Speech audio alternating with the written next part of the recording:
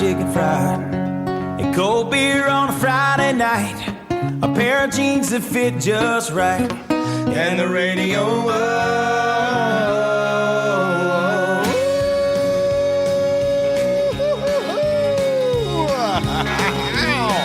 Happy Friday, everybody! It's your pal, John, to the air horn reap! Air horn, this is an air horn. What sounds like we're doing air horn. Whew, that's exhausting. You're listening to another awesome, amazing episode of the Fried Pod. Don't eat Tide Pods. Listen to the Fried Pod, and I'm your host, John Reap. I done said that. Anyway, I hope you're doing good. I hope you like this podcast. Hope you're listening. I don't even know if I'm talking to anybody. Every now and then someone will say, enjoyed your Fried Pod episode. So I know at least one or two people are listening, and thank you. I appreciate that. Why don't you give me a rating or a review or a subscription or a share? Choose one of the four. 2 R's, 2 S's. Rate, review, subscribe, and share. I said rate, review, subscribe, and share. I said rate. You get it, right? Just do it, please. Anyway, as I record this, I am still in Florida, Boca Raton, as a matter of fact. Boca Raton. I got a show tonight, well, Thursday night and Friday night, and I go back to North Carolina on Saturday. I've been down here for quite some time, and I managed to sit down with the owner and operator of Side Splitters Comedy Club. He invited me to his house, me and Franky Paul, the guy opening for me, who also is a headliner in his own right and very funny guy. We went over for a little Memorial Day barbecue, got in the pool, had some cheeseburgers, a beer or two, a beer or two. Anyway, and so why don't you enjoy this episode of the Fried Pod with me, Bobby Jewell, and Franky Paul. Yes, here we are sitting with, I dare say, a good friend and comedy legend. Known him many, many years. Owns one of the best comedy clubs in the country. Right here in Tampa, Florida. Side Splitters Comedy Club. Ladies and gentlemen, I'd like to introduce you to the one, the only, Bobby Jewell. John, it is a pleasure to be here with you, my friend. Thank you for having me. Nice to have you here this weekend. We're having lots of fun with you and Franky Paul. Oh, Frankie's Frank. I love that Frankie. This is like the second or third time that he's worked with me, and that's just a victory for the audience because now you're getting basically two headliners. And but I was telling Frankie the other day, sitting back there watching him, I'm like, crap, I gotta go up there now. Well, it's interesting because a guy like that is going to make you earn your stripes. He'll make you work. That's definitely true. Not you. You! We only have 2 microphones. In a minute here, we're going to get Frankie on here. Absolutely. So we're going to do a little rotating mics. But thanks again for having me. How long have you had this place? 28 years. 28 years. Now, what made you want to get into show business? I actually got into show business on a dare. Yeah? I was playing golf with my friend, Mike, who's also my dentist. We're drinking beer and cracking wise like young people do. And he said to me one day, he goes, you should go to this open mic night at this comedy club. And I said, okay, you set it up and I'll go. And I figure that'll be the end of it. Right. Well, that jackass set it up. And, of course, I couldn't back down. And I went. And the owners of the club liked me, so they asked me to come back. And one thing led to another. Where was this? West Palm Beach. West Palm Beach. Do you remember the name of that club? Laugh Lines. Laugh Lines. Is it? I guess it's no longer. It's no longer, which turned into Hilarities for the guys from Cleveland in Palm Beach Gardens. Mm-hmm. And that didn't last long, and the owner. So now West Palm is the Improv. They have an Improv in West Palm. They have an Improv down there. They have a what? Improv in West Palm. Big fan. See, listen, here's what y'all need to know. Bobby owns comedy clubs. Therefore, other comedy clubs are his competition. Doesn't like to deal with it. And there's one in this town. We're not going to speak of it. Okay. But the hell did you bring it up for? I like the noise you made. So wait, you did stand up, and then decided? So how do you go from like going on stage, doing a good set, to realizing I'm going to own a comedy club or two? Well, I'm not sure I ever did a good set, but my point is, my training is in finance and economics and money. I spent some time working on Wall Street and in the banking industry. So I thought it's a nice combination, Yeah. Where can you bust your hump all day working on books and this, that, and the other thing, and then go have some fun at night. And this is it. has worked out pretty well. So you went from West Palm Beach, and then how long after your first set in West Palm Beach did you come up with Side Splitters? And how did you get this place? About 2.5 years. 2.5 years later. Wow, that's pretty quick. Yeah, the guys who had the place over in West Palm, one of the partners wanted to open a place over in Tampa, and I said, okay, I'm in as a silent partner. Now I know why they didn't succeed in West Palm. Oh, yeah. So anyway, after about 8 to 14 months, I had to come over and take over myself, and here we are all these years later. Well, thank God you did. Yeah, it turned out to be pretty cool, man. Hell we got to yeah. meet some great guys. We've had just about every comedian you can imagine come through the doors, with the exception of Seinfeld. He was not here? He was not here. He was in the height of his show. But other than that, I don't want to drop names, but, Well, but please do. I mean, the history alone is Oh, man. Ray Romano, Kevin James, Tommy Chong, Billy Gardell, Dom Herrera, a mainstay here. Yep. Brett Butler was here. Larry the Cable Guy, Ron White, Lisa Tim Wilson. Lampanelli, Tim Wilson. Yep. Man. Franky Paul. Franky Paul. Right. Never trust anybody with 2 first names. That's awesome. So you got this place, and you had another one there for a little while in Knoxville. Knoxville, Tennessee, yeah. Did you ever have another one? Or was it just the two? No, just the 2. That's just the it. 2. Knoxville was great. I think that was one time a Comedy Zone, maybe, and then you guys took it over, and it was a good room.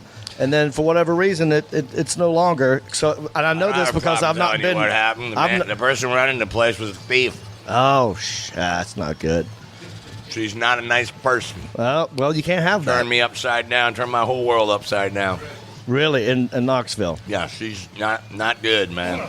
All right. Bad person. I ain't gonna mention any names.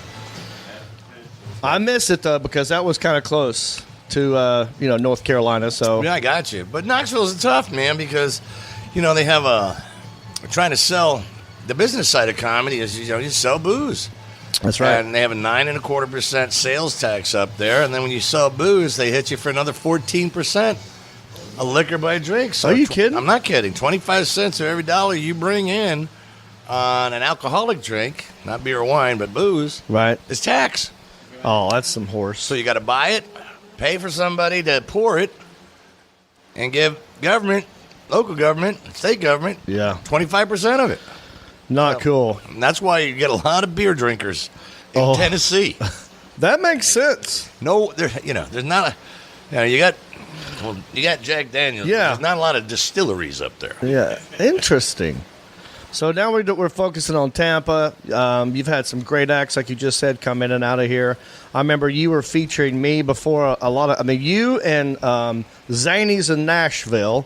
And Raleigh Brian Dorfman. Goodnights. Yeah, Dorfman. Brian's a good man. You guys were the ones that dipped your toe in the John Reap water and said, I'll give him a headlining set, and we'll see what happens. And good Lord, I want to say that could have been in 99, 98. When did you win Last Comic?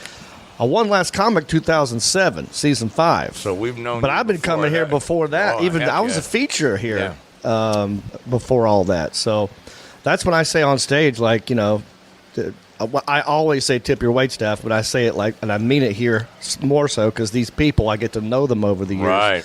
You hang out with them, you see them, they become friends, and it's like a family. So yeah. I truly enjoy coming here. Yeah, it's been a nice ride for a long, long time. What do you think? Just some of the big names that come to your mind. I want you to drop names and brag away. What's like one of the most memorable comedians, and maybe some of the worst ones? Oh, you bastard! Wait, Frankie, leave the room.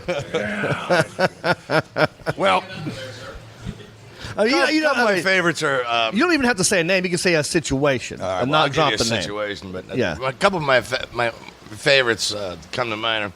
I've become very close friends with Dom Herrera, who's pretty much known as the godfather of stand-up. Oh, yeah. Been on every show there is to know, and he's just one of the sweetest guys in the world. Yes. And another guy, besides John Reep and Franky Paul, who appeared here last week, is quite the story.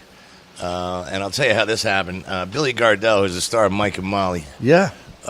many moons ago was working a door at a club in Orlando.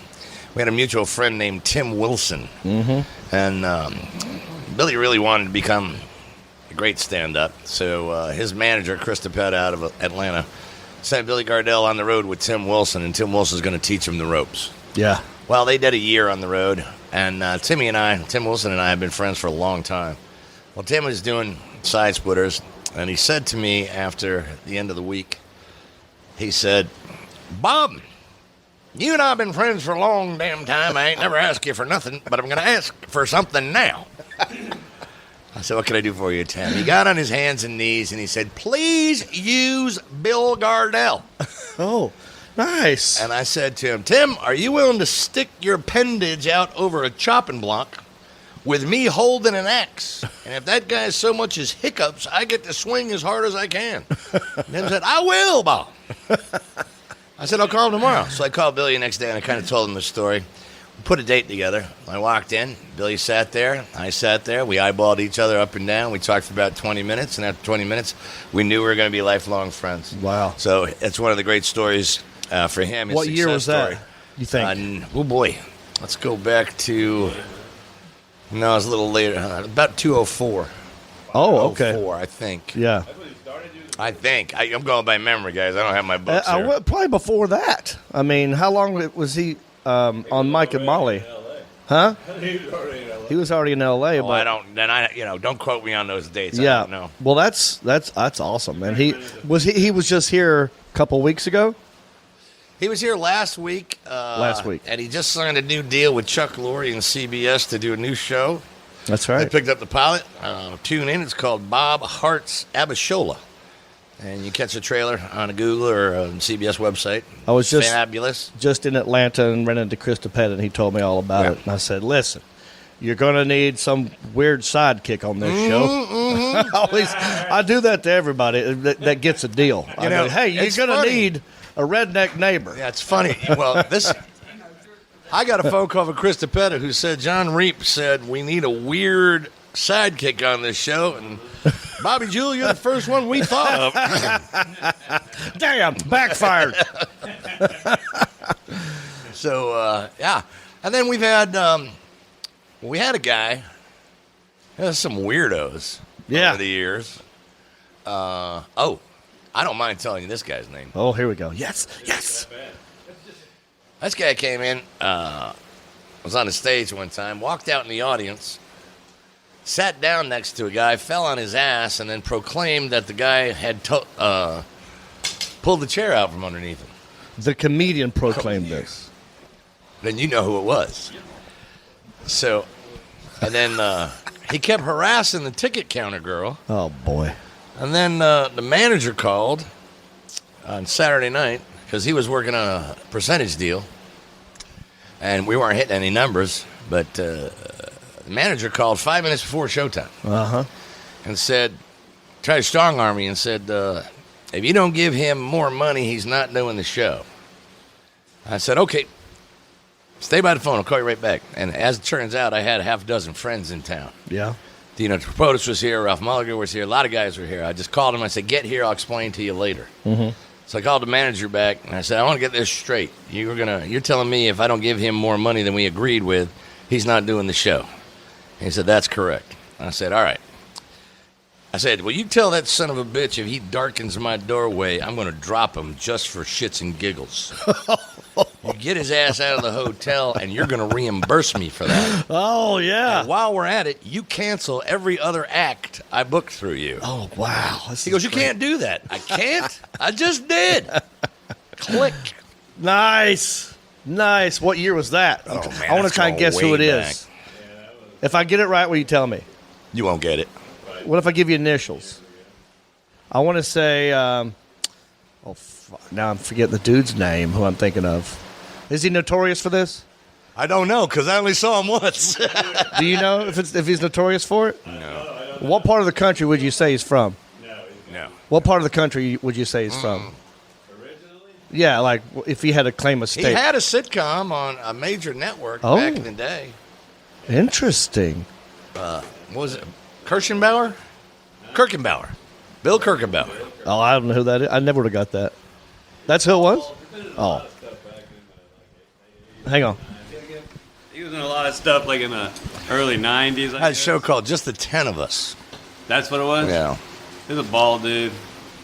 He claims someone pulled the chair out from under him. He's on Fernwood tonight with Martin Mull. Was he just hammered or something? Oh, he's an idiot. Just douchebag. My favorite one was in the Knoxville room. Oh, yeah? And this is the kind of crap some comedians will pull. So the agent wants a big deposit for this comedian. Okay. And I sent it to him, and he had $7,500 of my money. But the comedian's working on a door deal, so the more people he gets in to pay, the more money he's going to make. We had 4 radio programs and 2 television shows set up for him the day he got into town, and he blew them all off. Oh. Just decided not to go. Oh, boy. So came Thursday night first show. We weren't full, but we had 180 or 190 people in there. Yeah. That's 5 minutes before showtime again, and the agent calls up and says, you got to give him 100% of the door or he's not going on stage. What? And I said to him, let me get this straight. You get $7,500 of my money. You're going to hold me hostage Right. over these people for a deal that your comedian blew off. Right. And he goes, yeah. I said, well, you're holding me hostage. His response to me was, fuck you, sue me. Ugh. I said, okay. Well, I've had some training back in the day about trying to stay cool in the pocket. So I stayed cool in the pocket and let the whole weekend go through. I agreed with him, blah, blah, blah. Right. Came payday, and I wrote him a check for what I thought was fair, which was what we agreed to, and then I wrote him another check for what they held me hostage for. I just wanted to give this guy an opportunity to do the right thing, and he kept both checks. And I said, all right. Now, this is a Saturday night. Sunday, nobody's around. Come Monday morning, I called his agent, and I said, let me get this. I just want to review our little conversation from there Thursday night. Yeah. You held me hostage, and when I called you on it, with my money, you're holding my deposit money, and I called you on it, you said, fuck you, sue me. Well, I have something to say. I just put stop payment on all his checks. Fuck you, sue me. There you go. Now, the one thing I want you to understand here before we hang up is on January 31st, by law, we're required to tell a little company called the Internal Revenue Service how much this man made. Right. So instead of it saying $20,000, I don't type very well. That W form is going to the IRS saying $2 million.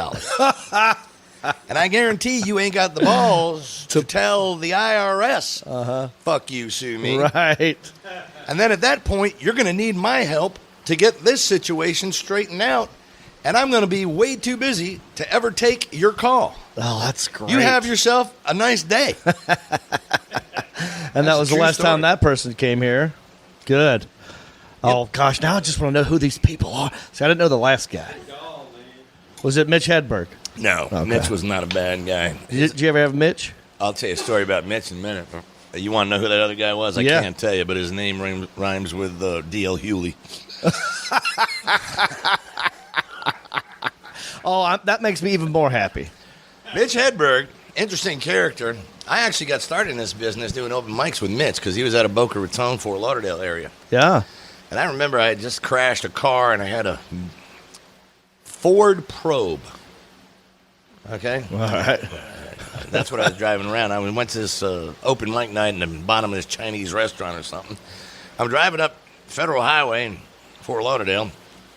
I look over, I see a long-haired guy with glasses, sweatpants, flip-flops, T-shirt. At the time, he just went by Mitch. Mm-hmm.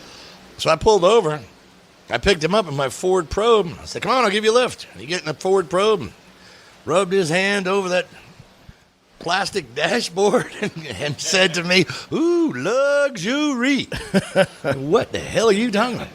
Well, it turns out Mitch Hedberg got to where Mitch Hedberg did, but he was an interesting character. Yeah. I worked with him once before he passed, and it was at Good Nights. Yeah. And he was really on a downward spiral at this point. He was shooting up in his legs. He had gangrene in his leg. Yeah. Not good. Yeah. So I was, I want to say I think I was emceeing this one, and the feature act was on stage, and no one knew where the headliner Mitch was. And so the club owner or manager is looking at me like, John, have you seen Mitch? Where is Mitch? We can't find Mitch. Have you heard from Mitch? I'm like, I don't know where he's at. And the show's already started. Feature act's about to come off stage. He goes, well, when you go back up there, just stretch until we figure out something. I'm like, I'm already out of material. Right. There's a lot of, how you doing? Where you from? Did I mention I'm from Hickory? Yeah, about 40 times. Let's do that again. So I get up there. You just walk in, let's start over. Actually, before I even went on stage, luckily, Mitch Hedberg walked in the room, and he was holding a Yellow Pages phone book. And he had sunglasses on in the dark room. And he was wiping powder off of this Yellow Pages and rubbing his gums with it. And he was going like, all right, let's go. Get that guy off stage. I'm ready. Let's go now. Right, come on. Just get him off. Let's go right now. And we're like, all right. So I just brought him up. He did the show, killed, and then left. And that's the last time I ever saw him. And he died like 2 months later. Wow. But he was, he had him and his girlfriend were in a partying together alone, and they would just do their own thing. And I mean, you're shooting up. That's bad news. Hang on. I won't tell the story, but I heard about where that Raleigh week or a Raleigh week got super bad at the hotel. With Mitch? Yeah. Well, the one about Columbus, Ohio, the Funny Bone? He, Dave Stroop? I do. Yeah. So Stroop, I happened to be the comedian after it. So we were doing radio one morning and just making small talk in the morning. I go, well, who was here last week? He goes, oh, my God, don't get me started. I go, well, who was here? He goes, Mitch Hedberg. I go, well, what happened? Well, Mitch got on stage, and, this was when Mitch was about to break big. He hadn't totally gotten big yet, but he was about to. And this was a Thursday night, so the room wasn't full, and it weren't his fans. There were, like, some free passes, people checking him out. And Mitch had to follow a high-energy, very lovable kind of person that's just different than his act, me too.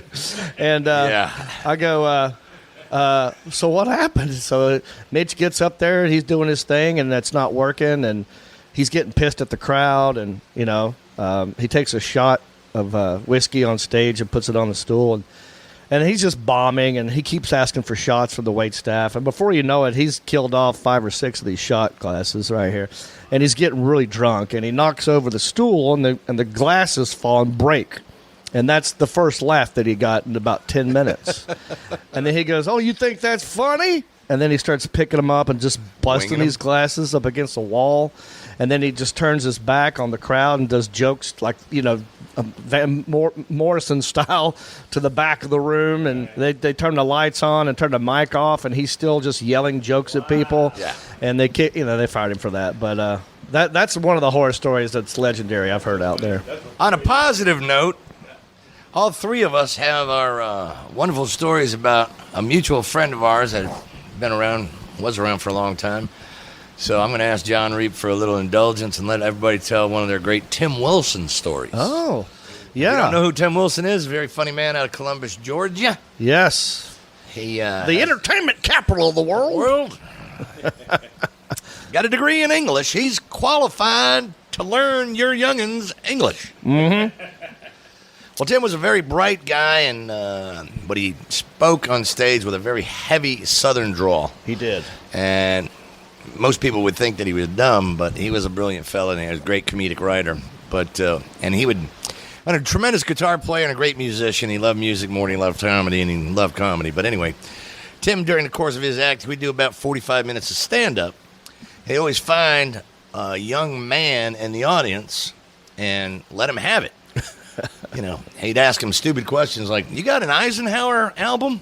And the kid would be like, "Well, I've heard of them, and I don't think I have one of their albums." Or one thing, just beating him up about history and things like that, and that character Uncle BS that he did and all this stuff. And he would do this notoriously before he'd go into the music part. Well, one time, I don't know where he was working, but it was somewhere in the Southeast, and he picked out this kid, and he started picking on this young man. And he said something to the effect, I can't quote him, but he said something to the effect, "I bet your parents and your teachers are proud of you because you got to be one of the dumbest sons of bitches I've ever met in my life. Where are you from?" And the kid goes, "Well, I'm from Columbus, Georgia." Tim goes, "Well, hell, I'm from Columbus, Georgia. I got kinfolk back there." Kid goes, "Yeah, I know. I'm your nephew." He shades his eyes from the spotlights, looks down at him and says, "Well, damned if he. How's your mama?" Oh, that's hilarious. Oh, my God. That happened here? No, he was at Goodnights or someplace in the Southeast. Oh, my God. I had heard that he Franky Paul, everybody. in Just introduce Nashville, him. Yeah. he had a low tolerance for hecklers. Yeah. And he was getting heckled by somebody. And he'd said, he kept waiting for someone to police the room, waiting for someone to come get the guy. No one shows up. So Tim's so pissed that he walks across the customers' tables. Oh, my God. On the table? On the tables to get to that guy's table, Oh, my grabs God. him, drags him out by the throat, throws him out of the club by himself, gets back on stage and goes, "All right, let's continue." I think I've heard. Was that Nashville, you said? Yeah. Yeah, I think I've heard that before. I've never seen him have to kick anybody out. He'd come to Goodnights a lot where I started. And he was big everywhere, but he was big there. And, the problem, unfortunately, he had was sometimes people just knew him from the radio, like the songs.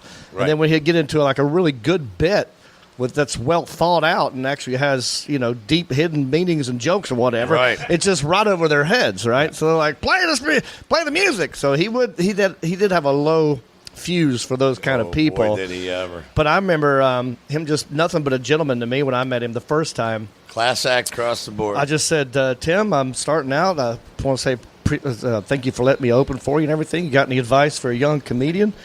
He goes, "Well, I'll say enjoy this show tonight, and then you'll worry about the rest of it later." Like, that was it. Like, I think he was joking. Like, he was just saying, look, every show's different, right? You're in this moment. Enjoy this moment. Make this thing the best thing ever. Yeah, I didn't know if he was messing with me or what, but I've kind of been trying to do that. Like, every night is going to be my best night. I'm going to try and make that happen. And then I did a gig with him in Vegas.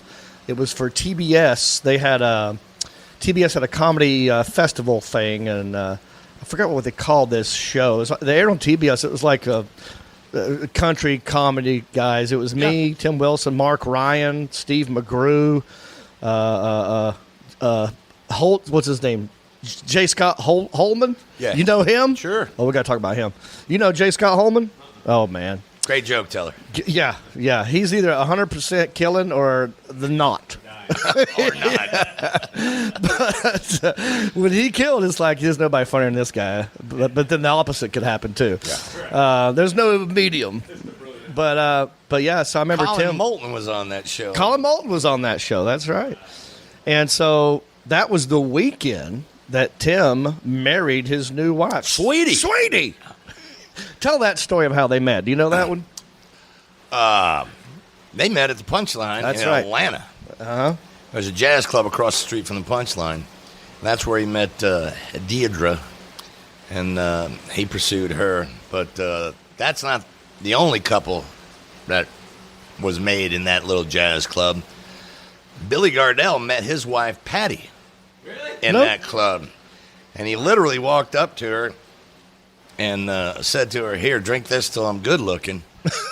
And Patty said, "I'm going to need another." And they've been married for about 18 years with a wonderful son named Will. And, so it's pretty cool. I think I heard someone tell me once that Tim Wilson went over to that jazz club, as a lot of comics would do before their show, especially the old Punchline. That's right there. It's beautiful. It's fun. And he walked up to a beautiful black lady and just sitting there by herself, and he goes, "Hey, you see that line of people? Yeah. They're all waiting to see me. I'm kind of a big deal." Like he was just like he's like over like this is me. Look at that. You should be talking to me. And then they won her over, and then they got married in Vegas. In Vegas that time. When we did that thing, and then God, how long has he been gone now? I mean, Timmy's passed about 4 years. 4 years ago, and I don't know the details of that. I know was he driving? Well, Timmy succumbed to cardiac arrest in Columbus, Georgia. And Okay. I think, it's sad enough to speak of it, so we're just going to leave it at that. Yeah, but he was at least in Columbus. He was. He had. That's good. That's good. See, every time I talk about Tim Wilson, I kind of break into one of his cadences. It's you can't help You it. have to do it. Because I was in Pensacola this weekend with my lady friend and got to meet her family, and they're all Florida State people. So it was imperative that I stole Tim Wilson's Bobby Bowden impression and do it for Leanne's family. Yes. And they're all big Bobby Bowden fans. And, when Tim would do it, I can't do it justice, but Timmy would say things like, "Coach Bowden, looked like your offense was a little lethargic there in the first half." They were.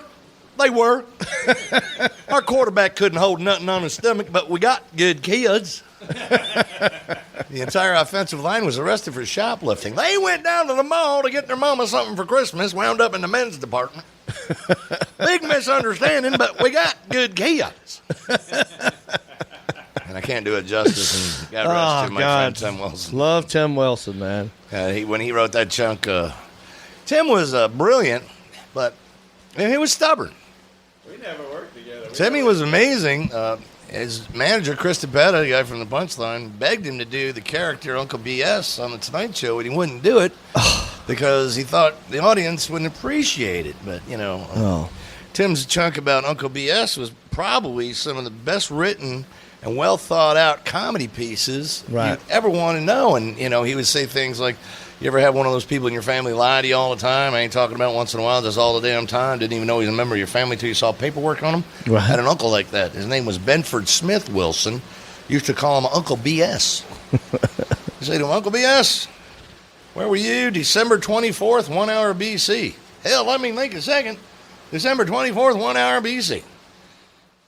Assistant night desk clerk, little roadside inn, Bethlehem, Israel. Little place called the North Star Motor Lodge."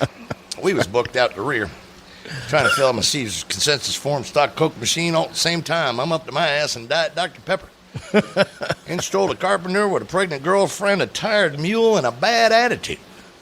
Tried to strong-arm me into throwing 3 Roman soldiers out of room 107. I looked at him and I said, "Jesus Christ, man, I'm in the people-pleasing business."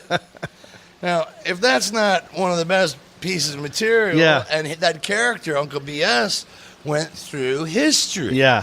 And any major thing. Rosa Parks. Oh, he did the Rosa JFK. Parks, JFK. And he happened to be in all these things. Right. Yeah. And he was writing another one that he was reluctant to do before he passed. Oh, yeah? Yeah. Uncle BS, where were you? September 11th. Oh, 2000. Oh, boy. Window washer, South Tower. And he man, that He sucks. never finished it, but You know what? He was a fascinating guy. He also wrote a book, him and his buddy Roger Keese, about these murders that were never 100% solved. That he thinks, what's his face? Ted Bundy. Ted Bundy. Have you seen this book or know anything? Yeah. I haven't read it, but I know it's out there. But that's just a weird, fascinating, tangent. It's a dark read. Yeah. And now with the Bundy Happy tapes. New Year, Ted. Okay. Have you seen that new Netflix docu-series about Ted Bundy, the tapes or whatever? Because in that one, there is a gray area where they go well, he did a lot of nothing around Florida and other places, before he got convicted of the other murders. So they're thinking he did a lot more killing. Yeah, exactly. Yeah, have you ever been kicked out of a comedy club, Frankie? Yeah. Have you really? Here, take the please. And I didn't even do nothing. What? First off, I wasn't in. What are you talking You about? see what happened was. So I'm supposed to perform 3 weeks in a row in Jacksonville at the Comedy Zone between Thanksgiving and Christmas. They Okay. book 2 headliners and just keep them there because the crowds are light and they have Christmas parties in the hotel. So before I get there, I'm working with a dude named Jay Bliss out of Charlotte. Yeah. And I get messaged by a guy from Mayport Naval Base. Okay. He says, we're having our Christmas party in the hotel there. While you guys are there, it's kind of a Christmas party, welcome home troops that have been deployed. And I was like, okay. And he's like, would you guys consider doing 10 minutes to welcome them home? And my answer was, I'd love to do that if it's okay with the manager. That was my answer. Yeah. I left it at that. Right. Next thing I know, the manager of that club and hotel brings me in his office when I get there, starts reaming me because he had already tried to sell us to that party for a large amount of money, and they couldn't afford it. So this cat comes around, the manager's back, and approaches us without us being knowledgeable, and he was mad at me because I put it back in his lap. Right. Not knowing. So Not knowing. He's trying to fire me for the 3 weeks. Oh, no. He calls the booking agent, and he goes and tries to get us fired, and they're like, "No, you're not going to fire them for that. That's absurd. They're Yeah. staying." So we stay. I tell him, I go, "I don't care what you're going to do with me after the 3 weeks, but I'm going to go do this for them." Yeah. And so me and Jay went and did like 20 minutes apiece for the troops. Was it somewhere outside of the club? No, it was in one of the conference rooms in the hotel because the whole thing's in a Ramada. Ramada. I know what you're talking about. Yeah. And as soon as that 3 weeks was over, he said, "I'll never have you back." Oh, what? That's horse shit. It is horseshit. That's so ticky-tacky. Jay hadn't been back either. He banned us for life. That very club has had some problems, too, because I think Tammy Pascatelli, Tammy, somebody hit her with a glass of wine or something. yeah, threw a glass of wine at her. They've had cops called at that place before. So Yeah. I mean, it's inconvenient for me not to be there, but it is what it is. Move on. Yeah. I'm trying to think of my worst gig ever. It was really starting out. I did a technical institute. Yeah, now I'm doing Tim Wilson. You know NACA, right? So I was doing NACA, and I got this. It's the National Association for Campus Activities. It's a good way for comedians to make some money as a no name because they have a budget. They got to get rid of the money. So I did this college in Wisconsin. It was a technical institute, and they paid me. They booked me for 2 shows. And first show, cafeteria at noon, So these are hell gigs. Oh, yeah. And familiar with them. I go up, I do 40 minutes, and it was fine. For what it was fine, And afterwards, the lady who booked me came up to me and handed me a check for both shows. She goes, "Here you go. This is for both shows. You better come back tonight for that second show because I'm paying you now." I'm like, "Yeah, I'm coming back. Of course, I got nothing to do here." So I go back, 8 o'clock, same cafeteria. There are 4 people in there. And they're not even sitting together. They're like, it's a night class. They're cramming for a test or something, And I'm walking around like, oh, man, this is going to be interesting, a light show. And I'm looking for the lady who was going to introduce me, who paid me. I couldn't find her. But I walked around the campus. This is how small it was. It took me all of 10 minutes to find her, not even knowing anything about the camp. I found her office. I said, "Hey, I'm back for the second show." She goes, "Oh, that's right. Second show." Like, I totally could have got away with it. I could have got away with not showing up at all. But I go like, yeah. That's the worst thing ever because you're like, I'm going to hate this. This is the worst. And you find out you could have got out of it, but you blew that. I did. Trying to be a nice guy. I go, "Listen, there's 4 people in there. I don't know if they're even together. Do you really want me to do a show for 4 people?" Yes. And then that's right. She got a little attitude. She goes, "Oh, you'll do that show. Oh, you're going to give me that check back." I said, "Lady, I'm going to talk to that plant before you get that check back. I am here. I will talk out loud to no one. Let's go." It was like a dare. And so she marched me back in that room, and I got on stage, and the first thing I said was, "I am sorry. I'm being forced to talk out loud for 1 hour. And I know you guys aren't here to see me. You don't know who I am. I know you're just doing homework. But if you want to study, I'd go somewhere else because I'm going to be right here for 1 hour talking out loud." And, You know, it turned out to be a Like decent they closed the little thing. book. I want to hear what he has That's to say. kind of what, yeah. I should do the Oprah all the time because they kind of like, oh, what's this about? I did a show for one guy.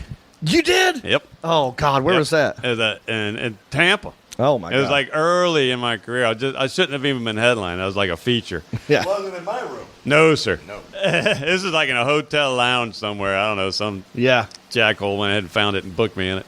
And so there was one guy in the audience, a truck driver, got there early, couldn't unload his load, so he has to stay at a hotel, and he's just in there drinking. He don't even know what's going on. Yeah.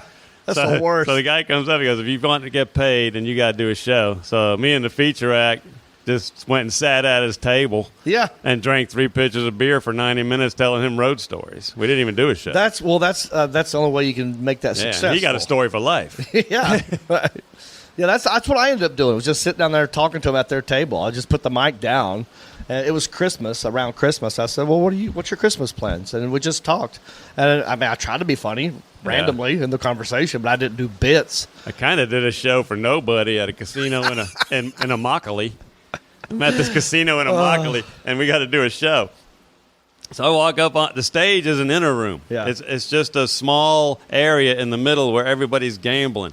It's got one little backdrop on it and 5 tables. Yeah. No one's at the table. They're all gambling. Right. And we're asking the guy, like, what are we supposed to do? He goes, I just want them to be able to hear you over the intercom while they're gambling. I don't care if they're at the table. Oh, no. So I did the Jim Morrison thing, turned around, faced the backdrop, did my entire show. Nobody knew. Nobody had a clue. So you didn't even have to look at anybody. No, You're just sitting there was no one looking at me. Everybody just ching, ching, ching, ching, ching, ching, ching. Wow. How long did you do? 40 minutes. Now, when situations like that occur, you try to think of who is the guy that you would want in that situation. Not the audience, but the comic. You know, he's horrible. Who is the guy? And for me, it would be Greg Hahn. He'd get him to turn around. He'd be standing up there just doing announcements from a truck stop. Hot shower 4. Hot shower 4. Stable 4, hot shower. Man, Greg Hahn. Oh, God, I love that Lunch guy. special, grilled cheese, tater tots. Greg Hahn, look up Greg Hahn when you get a chance, people. He's one of the most high energetic acts of all time. Yeah. I used to think I was high energy until I saw Greg Hahn. Oh, yeah. I go like, I'm exhausted watching this John man. Reeves in a coma when it comes to Greg Hahn. Yeah. I'm like, It's like good insanity in a controlled environment. Lord. Yeah. Great guys. I think he's ex-military as well. He's a Marine. Yeah. He had a hole in her belly, he had a big behind like Frankenstein, had hair on her chest, between the breasts, go beep, beep, beep down Sesame Street. I said, no. I did a thing with him for CMT, and I've known him many years. What do you know about Todd Yawn? You ever have Todd Yawn? Todd Young was one of the first dudes I ever worked with in an oyster bar No kidding. in Cocoa Beach, Florida. Yeah? And had to do an ovation in an oyster bar. They would not let him leave. He finished his. I'm watching this whole thing. I'm new to comedy, and I'm just watching him, and I'm just in love with his act. I'm just going, oh my God, I'm not going to ever be like that. Right. And he's going at, and when he finished up, he walks off, and no one would stop cheering. And the manager goes, can you please go back up and do a few more minutes? And he did. He went up, did another 10 to 15 minutes, and in an oyster bar. That's interesting. People shucking, and he's in there doing. Maybe that's what it wasn't. Applause. It was just the sound of the sound of shucking. shells hitting down. And they thought that was applause. I pissed him off one time. I was featuring for him, and I used to dance. I used to be called the Hickory Dance Machine, and I would come on stage and dance. I had these dumb dances. I'd do a shovel, a rake, a mop. I did. Oh, I remember that. Yeah, I did a bunch of. So for a while, when I started out, that was my thing. So I was opening for Todd Yawn, and he had prepped the stage with his guitar. And I didn't know it was up there. I didn't see it. And I'm dancing around doing some stupid dance, and I went, I just knocked his guitar over, and it ruined a fret or something. And then he gets up there, pulls. It's time for his guitar part, and he picks it up. It's bang. It's not out in. It's not in tune. It's ruined it, and you can tell it's like going, God. There goes my check. Fucking John Reap. Like, he's pissed. He comes up to me, and he's like, hey, asshole. You don't own the whole stage. Blah, blah, blah. He gives me a little speech. And but then he goes, look, honestly, it's my fault. I shouldn't even put the damn thing up there. Thank you. And he was nice about it in the long run. But Good. I could see in that moment him just being so pissed. yeah. Happens when you have Prop X. There you go. And then another time I saw him do something very funny. We were at a one-nighter somewhere, and it was like a banquet hall that could hold about 500 people, but there was about 30. And that always looks more depressing when it's a gigantic space with 30 In people. groups of 3 spread out Yeah. amongst the space. And then, both of us are like, oh, let's just get through this. And so I go up there, and I put my act in autopilot and get out of there. And then he goes up there, and he starts doing it as if it's a full room. He's not even acknowledging the fact that this is weird. It's just 30 people. And he's doing his songs, and it's going fine. And in the middle of the song, he takes the microphone out of the stand, puts it on his butt, and just went, we just farted, like he farted. And he put the mic back in the stand and kept going like nothing happened.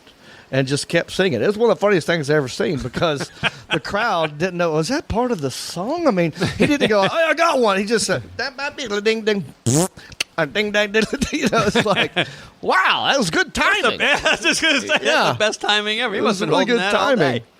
Oh, man. So who at this comedy club, who was one of the first headliners that you remember that you booked here that's like a big household name? Larry the Cable Guy. Oh, yeah, Larry the Cable Guy. Was he going by Larry then?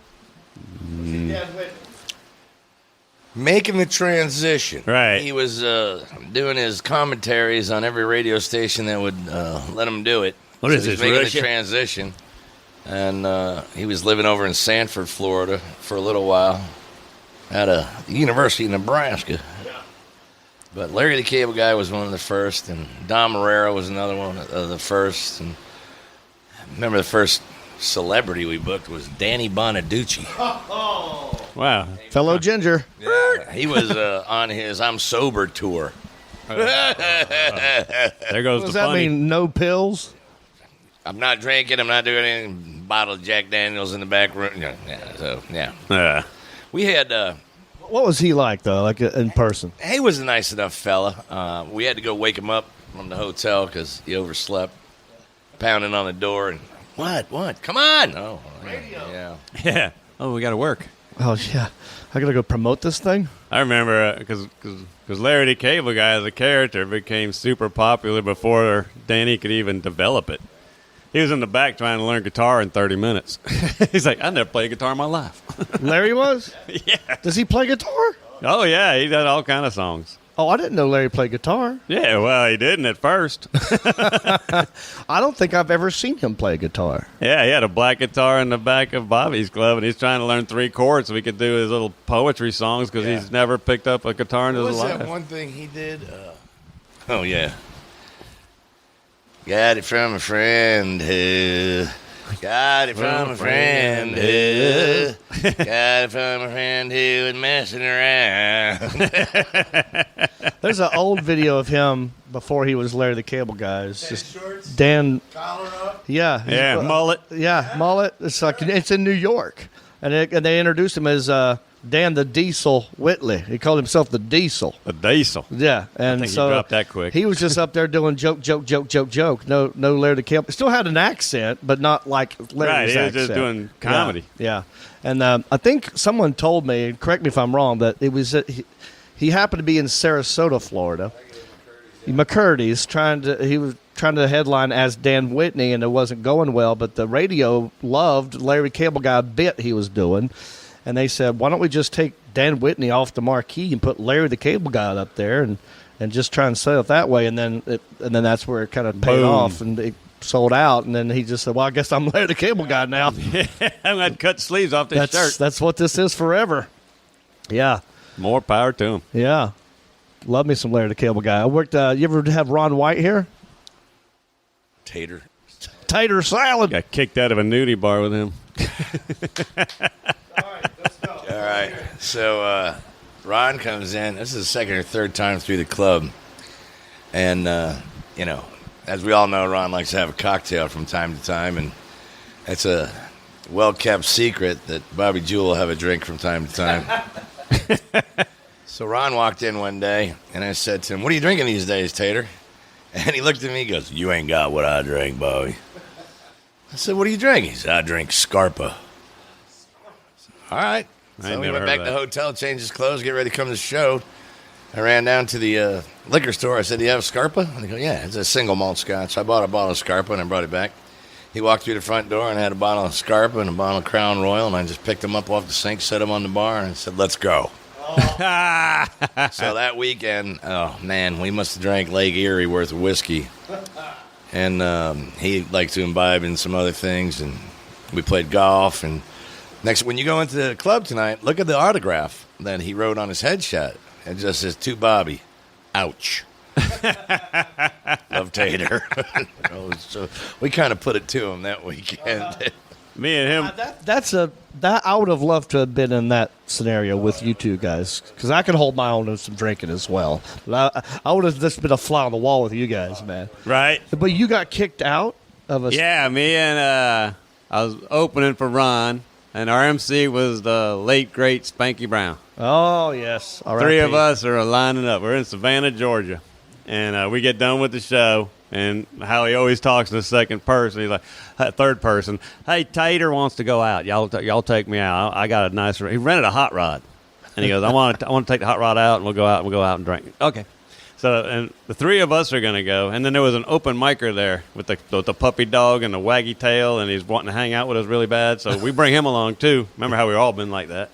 So we bring him along. We end up at this titty bar. And we're all just kind of sitting in the back, just kind of hanging out, drinking. We're all just messed up. And this open micer kid had never been in a titty bar before. So he's like, he sees us go up and tip and do all that. And so he asked Ron. He goes, man, what do you do? What do you do? How do you go tip the girls? This girl's real pretty. I want to go tip her. So Ron goes, well, what they really like you to do, what you do is you go up there and you lay on your back on the stage and put the dollar in your mouth, and you just wait for her to come to you.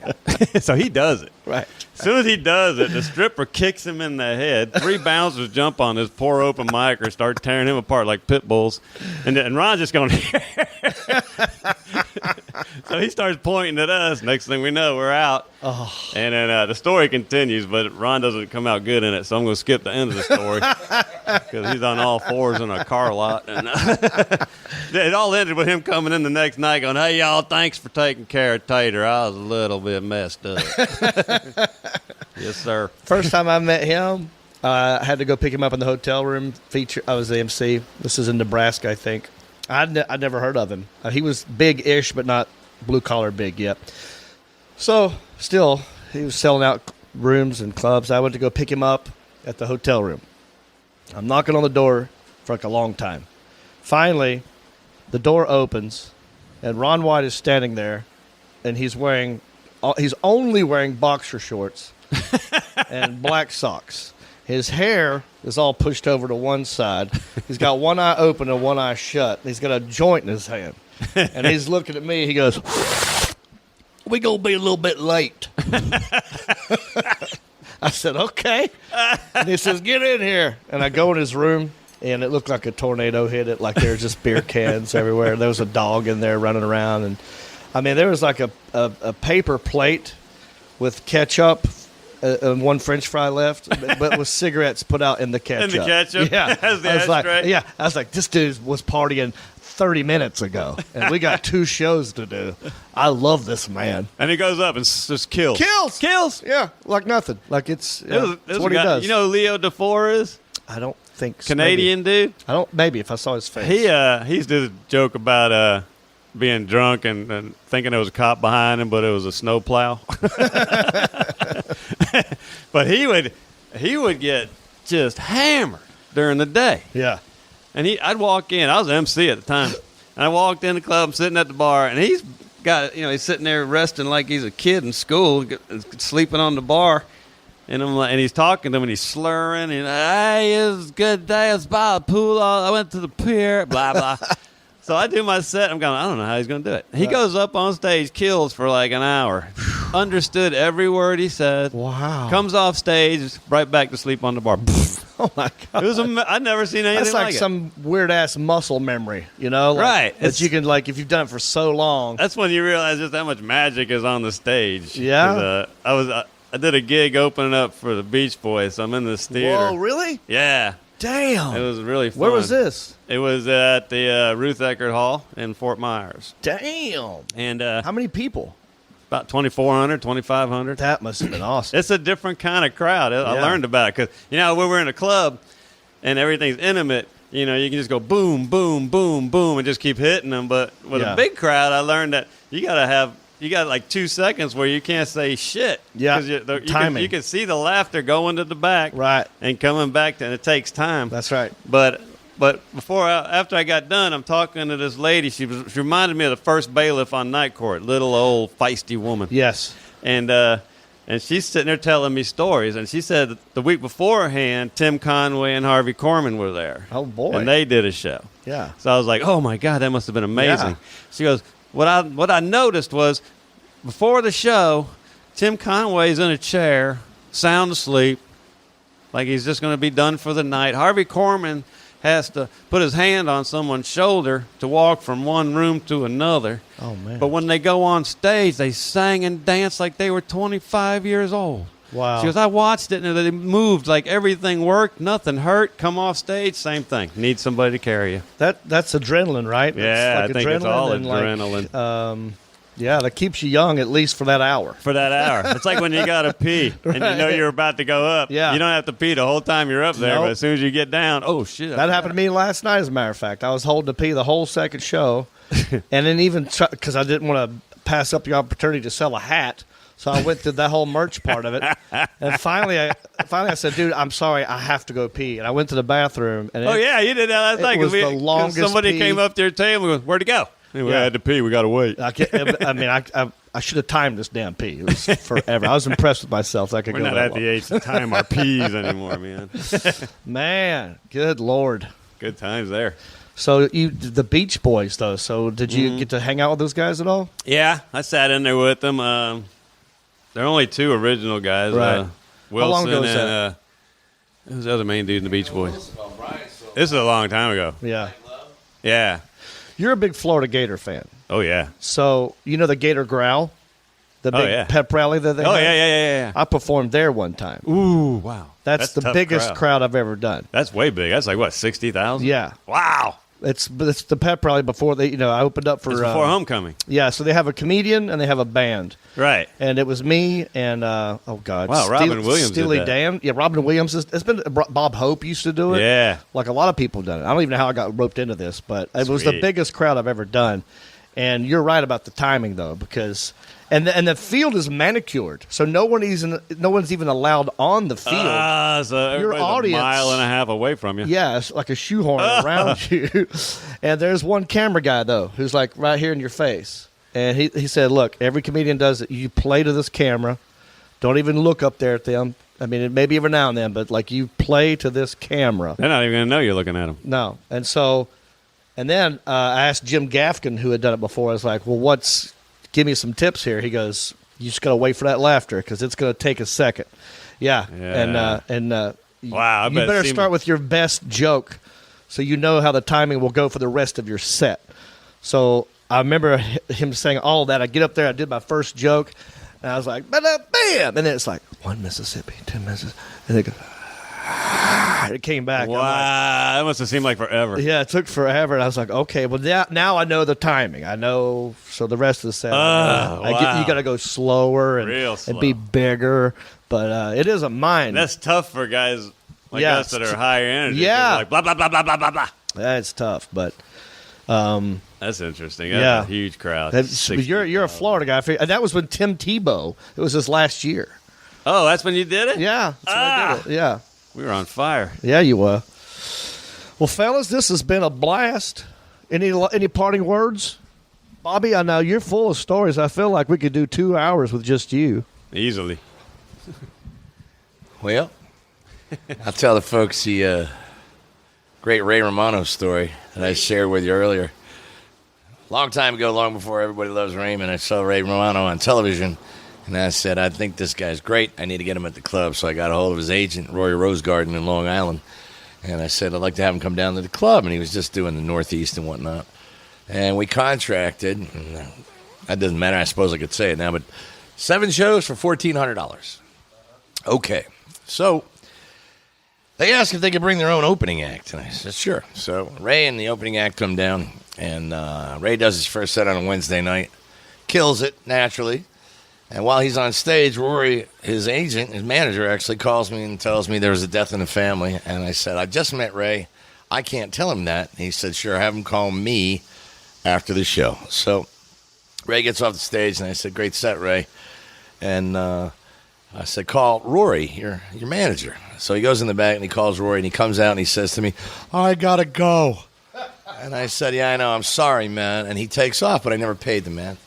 Anyway, the middle act stays, and we become friends, and we do crazy situations and so forth and so on. About 3 or 4 weeks after we played Side Splitters in David Letterman's backyard chipping golf balls, and they come up with this idea for a show called Everybody Loves Raymond. And Letterman is the production company, Pants, something Pants. Worldwide Pants, that's it. So anyway, so Everybody Loves Raymond comes out. It's a big hit the first season. So the next year, or 18 months after or so, he had been at the club. He comes down, he's playing a concert hall down here. And it hit me that I had never paid the man the $200 that I owed him. So I called a guy down at the arena, and I told him the situation. I still owe Ray $200. And I'd like to meet him afterwards and give him his money. So I wrote a check, put it in the breast pocket of my shirt, get down, watch the show. And, of course, as fate would have it, the same kid who opened for him at Side Splitters is opening for him at the concert hall, which is hysterical. So after the show, I go down backstage, and I'm talking to the opening act, who turned out to be Tom Caltabiano, who was a supervising producer for Everybody Loves Raymond. And so I'm standing there, and Raymond is shaking hands with all the big shots, Coca-Cola, IBM, whatnot, and he works his way down to the end of the line. He looks me in the eyes, and he says, you owe me 1 day's pay. I'm like a ninja. I pull that check out of my breast pocket, and I hand it to him. And he's like, no, that's all right. I go, I understand, Ray, but it's your money. What do you want to do with it? You want to give it to charity? What do you want to do? And he goes, who's working at the club? And I told him the guy's name. He goes, give it to, no, the opening act. Yeah, they never make any money. So I said, endorse the check. He endorses the check, which I never cashed because I wanted to keep it for posterity. But I got back to the club, and there's the opening act. Glass of whiskey, crying. I go, what's the matter? He says, they're going to repossess my car. I don't have enough money to make the payment. I threw $300 in front of him. He goes, who's that from? I said, that's from a very gracious Ray Romano. So he's able to keep his car. Wow. Story for life for that Ray dude. Romano, one of the coolest guys. How does Ray know who I am? So it's funny because I took the headshot down there to get it autographed because he had left abruptly when I first met him. And the headshot says, on the headshot, you'll see it if you ever come to Side Splitters, it says, where's my interest? And when he signed it, he said to me, now you're going to have to explain that to people. I go, really, Ray? I'm going to have to explain it. No shit, man. But what a wonderful guy. And just one of the nicest cats you ever want to meet. Tommy Caltabiano, one of the nicest guys you ever want to meet. And that was one of the great stories that has happened over the years at the club. Oh, yeah. Do you think Ray Romano knows the feature act that he helped out with that $200 or $300 that you gave to the feature act? Well, interesting, and that wasn't the feature, it was the MC. The MC? Yes. No, the MC lives local. Okay. So he didn't know. So he has no idea who the money even went to. Yeah. But, it was just out of the goodness of his heart. Sure. And he trusted me to do it. Mistake number 2. But I did it anyway. And regardless, I did it anyway. So nice. As it turned out, it was kind of fun. And that's a very memorable moment. And one of the other ones was... I keep talking about Billy Gardell, who's just one of the sweetest cats in the world. But I was fortunate enough to know his dad. And his dad, as funny as Billy is, his dad was 10 times funnier than Bill. Bill tells this story. After like the 3rd season of Mike and Molly, Bill went home to see his father, who lives in Orlando. And the old man says to Billy, hey, will you please take my trash to the curb? And it's his son. He goes, of course. So he's wrapping up the bag. He got halfway down the driveway to the garbage can, and Bill Sr., Dad, goes out on the front porch and yells to his neighbor, hey, John, look at the big TV star taking out my garbage. So Billy tells that story on stage. I just thought I would share it. And he was just a character. And, he's just one of those blue-collar guys out of Pittsburgh, and he had that heavy accent. And there was always an excuse. And he was the most loving guy you ever want to meet, but he had this persona that he hated everybody. I don't want him around. I don't want him in the house. I want to see him. Don't want to talk to him. Heavy Pittsburgh accent. You can't have it, man. But, there's been, over a 28-year period, there's been an awful lot of great things that have happened and some great people, man. Yeah, I've been in it long enough to watch Franky guys Paul start been coming out, over here, man. do well, day like one. you. When we first met, you were my MC in a really crappy Raleigh room. Oh, yeah. And then you shot up. I remember that. That might have been their attempt at a second Good Nights in Raleigh. Yeah, it was awful. And there's something to be said for Franky Paul staying level for a 28-year period. Yeah, right? Same way. Maintain. Maintain. That's my motto. People never thought you'd ever use this word, but it's called homeostasis. I'm full of that.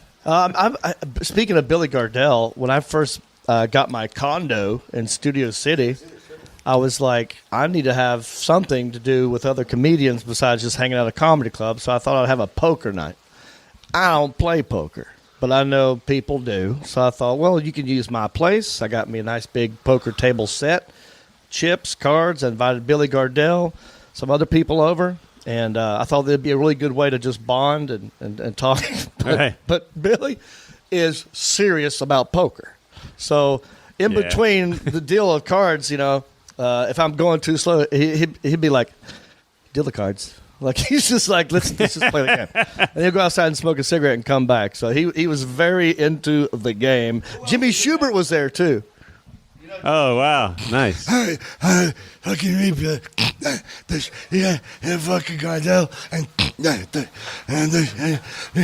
the guy, hey, fucking That's Jimmy Schubert saying, hey, I know Billy Gardell, too.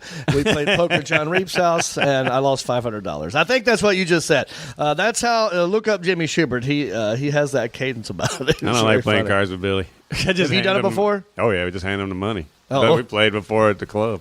Oh, yeah? If you happen to have one of these, it's a CD they recorded live at Side Splitters, and it's called Throwback. And the artwork on the back of that CD is a picture of him sitting at the bar at Side Splitters with a deck of cards in a game called In Between or AC Doocy or Between the Sheets. All right. And he was, the sweetest guy in the world, but one of the luckiest motherfuckers ever. So he's good. Yeah. Oh, okay. Yeah. I'm going with the luck thing. I don't think he's smart enough to be good. But I took that picture on the back of that album, standing on a ladder with a disposable camera. Wow. There you go, folks. Side Splitters, Tampa. Get your ass down here. One of the best clubs in the country. Lots of history. Lots of characters coming in and out of there. You got people like Frankie, John Reep, Bob Jewell, BT, who's running and doing a great job over there. And the staff is amazing. So there you go. Look it up. SidesplittersComedy.com. And I want to say thank you to both for doing this. Appreciate it, boys. Pleasure. Always good to be with you. Oh, man, that was a good time. That was a good time. Franky Paul, honestly, I could sit back there in the back of the room and watch that guy all night. You ever get a chance to see Franky Paul out there on the road? Do yourself a favor, drop in and enjoy the show and tell him Reep sent you. All right? I'm Florida, like I said, tonight. I got a couple shows left here in Boca Raton, Florida. You know what Boca Raton stands for? I Googled it. It means mouse's mouth. It's a rat's mouth or something like that. It's a long story. Get into the Google. Check it out. Anyway, check out johnreep.com sometime. johnreep.com. Lots of stuff going on. Tour dates. I might be in your neck of the woods soon. Merchandise. You can get you a hat, a shirt. Links to the cruise ship I'm doing. That's right. Doing a cruise ship. Come laugh your nass off. with me, John Reap. We're going to Nassau, Cocoa Key. I'm doing stand-up, hosting a night of karaoke, and doing one of these live video podcasty things with you. So get on the boat. There's a link to that at johnreap.com.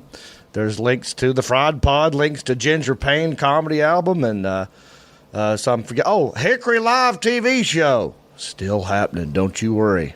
We are in talks. That's not a joke. We're in talks. Me and Alan Jackson and Al Madrigal and other people. So you just go check it out sometime. And I appreciate you listening to this episode. Happy Friday, everybody!